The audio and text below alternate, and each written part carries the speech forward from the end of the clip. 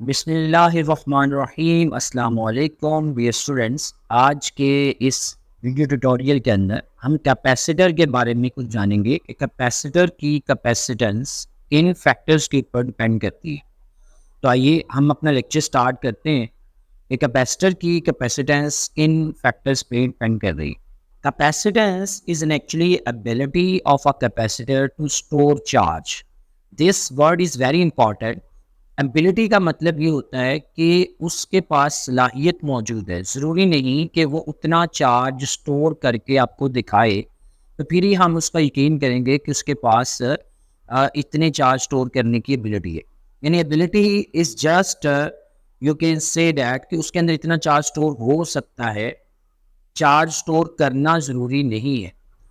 अब कैपेसिटेंस किसी भी कैपेसिटर की किन फैक्टर्स पर डिपेंड करती है, ये अंडरस्टैंड करना बहुत ज़रूरी है। कैपेसिटेंस ऑफ कैपेसिटर डिपेंड कर रही है चार फैक्टर्स के ऊपर, तीन फैक्टर्स के ऊपर: area, medium and separation between the plates. यानी अगर आप कैपेसिटर की प्लेट्स का एरिया जितना ज़्यादा करेंगे, कैपेसिटेंस उतनी ज़्यादा होगी। दो प्लेट्स के बीच की सेपरेशन जितनी कम होगी, कैपेसिटेंस उतनी ज़्यादा आएगी। और मीडियम जो आप यूज़ कर रहे हैं, उसका डाइलेक्ट्रिक कांस्टेंट जितना ज़्यादा होगा, कैपेसिटेंस उतनी ज़्यादा होगी।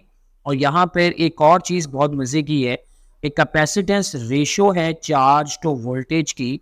That's why you can say that एक कैपेसिटेंस चार्ज और वोल्टेज की वैल्यू पे डिपेंड नहीं करती। यानी अगर आप कैपेसिटर का चार्ज बढ़ाएंगे या वोल्टेज बढ़ाएंगे तो उससे कैपेसिटेंस पे कोई फ़र्क नहीं पड़ेगा। इस चीज़ को हम आगे चल के डिमॉन्स्ट्रेशन में भी देखते हैं। अब कैपेसिटर्स की कैपेसिटेंस डिपेंड करती है area of the plate, distance between the plates and medium between the plates. ये ऐसे फैक्टर्स हैं जो कैपेसिटेंस को डिसाइड कर रहे हैं, यानी जिनके ऊपर कैपेसिटेंस जो है वो डिपेंड कर रही है। तो आइए इस चीज़ को हम डिमॉन्स्ट्रेट करते हैं और इसको डिमॉन्स्ट्रेशन से समझने की कोशिश करते हैं। तो आइए हम स्क्रीन बदलते हैं। तो सबसे पहले तो आप इसमें ऑब्जर्व करिएगा कि जैसे ही मैं कैपेसिटर की प्लेट पे चार्ज की वैल्यू ज़्यादा करूँगा, यहाँ पर आप देख रहे हैं कि कितनी चार्ज की वैल्यू स्टोर हो रही है। ये चार्ज की वैल्यू यहाँ पे शो हो रही है और ये इंडिकेटर उसका इंडिकेट कर रहा है कि चार्ज की वैल्यू कितनी ज़्यादा है। रेड कलर का ग्राफ शो कर रहा है चार्ज कितना ज़्यादा है। और इधर वोल्टेज भी आपको शो होती हुई नज़र आएगी वोल्ट मीटर। और ये कैपेसिटर की प्लेट्स। अब अगर हम चार्ज की वैल्यू को कम करेंगे, आप ऑब्जर्व करेंगे कि ये रेड कलर का जो इंडिकेटर है वो नीचे आ गया है, बिल्कुल खाली हो गया है। लेकिन कैपेसिटेंस जितनी पहले थी अब भी ये उतनी ही शो हो रही है। यानी कैपेसिटेंस के अंदर कोई फ़र्क नहीं आया चार्ज को इंक्रीज या डिक्रीज करने से। अगेन लुक एट दिस कि ये कैपेसिटेंस शो कर रही है ग्रीन कलर की। अगर मैं चार्ज ज़्यादा करता हूँ तब भी कैपेसिटेंस उतनी रहती है, ये वाला फैक्टर्स। और अगर चार्ज कम करता हूँ तब भी कैपेसिटेंस उतनी रहती है। और वोल्टेज बदलती है चार्ज के बदलने से, कैपेसिटेंस पे कोई फ़र्क नहीं आ रहा। तो अब वोल्टेज का और चार्ज का रिलेशन तो हम बड़ी अच्छी तरीके से जानते हैं। चार्ज और voltage are proportional to each other. जैसे जैसे चार्ज बढ़ता जाएगा वोल्टेज बढ़ेगी, but capacitance does not change. ये कैपेसिटेंस किन फैक्टर्स पर डिपेंड करती है वो हमारे सामने थे कि अगर हम एरिया को ज़्यादा करेंगे, मसलन मैं अब एरिया ज़्यादा करता हूँ, तो आप देखेंगे कि ये जो ग्रीन फैक्टर है, जो कैपेसिटेंस इंडिकेटर है, ये ज़्यादा होता जाए। अब मैं एरिया ज़्यादा कर रहा हूँ तो यू लुक एट दिस, ये ग्रीन फैक्टर ऊपर की तरफ राइज किया, यानी एरिया के डायरेक्टली प्रोपोर्शनल है कैपेसिटेंस। लेकिन डिस्टेंस यानी सेपरेशन के इन्वर्सली प्रोपोर्शनल है। अगर सेपरेशन को ज़्यादा करूँगा तो उससे कैपेसिटेंस कम होगी। अब मैं सेपरेशन को ज़्यादा करता हूँ तो आप वो देख रहे हैं इंडिकेटर वो नीचे आ रहा है, जो शो कर रहा है कि कैपेसिटेंस कम हो रही। अब अगर डाइलेक्ट्रिक मीडियम ऐड करूँगा, डाइलेक्ट्रिक मीडियम का डाइलेक्ट्रिक कांस्टेंट चेंज करता जाऊँगा। मतलब ये मैंने डाइलेक्ट्रिक मीडियम ऐड किया, अब डाइलेक्ट्रिक मीडियम का कांस्टेंट मैं बदलता हूँ, यहाँ से मैं इसका कांस्टेंट बढ़ाता हूँ। जैसे जैसे मैं कांस्टेंट की वैल्यू ज़्यादा करूँगा इस डाइलेक्ट्रिक की, मसलन मैं यहाँ पर यूज़ कर लेता हूँ टेफ्लॉन, तो आप कैपेसिटेंस देख रहे हैं वो बदल गई। अगर पेपर यूज़ करूँगा तो कैपेसिटेंस और बदल गई। अगर ग्लास यूज़ करूँगा कैपेसिटेंस और बदल गई।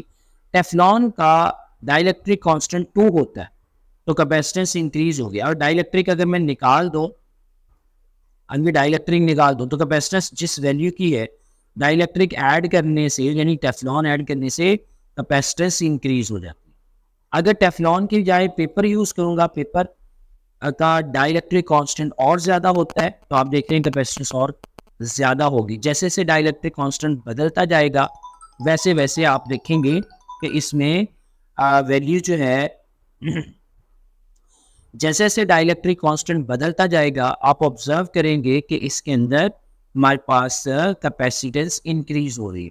तो देयर आर 3 फैक्टर्स ओनली जो कैपेसिटेंस को डिसाइड करते हैं: dielectric constant, separation between the plates and area.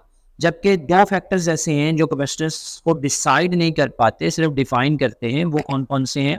उनमें से एक है चार्ज और दूसरा है वोल्टेज। चार्ज और वोल्टेज की रेशियो से आप कैपेसिटेंस निकाल सकते हैं, लेकिन चार्ज और वोल्टेज की वैल्यू कैपेसिटेंस की वैल्यू को बदल नहीं सकती। और द पॉइंट, उम्मीद है कि आपको ये पॉइंट समझ आए होंगे। और अब आप एक छोटी सी कैलकुलेशन खुद करके देखिएगा। यहाँ पे कैपेसिटेंस शो हो रही है 0.35 पिको फैरेड, यानी 0.35 मल्टीप्लाई 10 की पावर -12। अब अगर मैं चार्ज की वैल्यू यहाँ पे स्टोर करता हूँ, चार्ज है 53.12 मल्टीप्लाई 10 की पावर -13 और वोल्टेज शो हो रही है -15। तो आप या 15 ही आप कह लें, एग्जैक्ट वैल्यू अगर आप देखेंगे तो ये 15 चार्ज को वोल्टेज से डिवाइड करके देखिएगा तो आपके पास यही कैपेसिटेंस की वैल्यू आएगी। कैपेसिटेंस डिसाइड नहीं होती लेकिन कैलकुलेट की जा सकती है by the ratio of charge to voltage. Thank you very much. अल्लाह हाफिज़।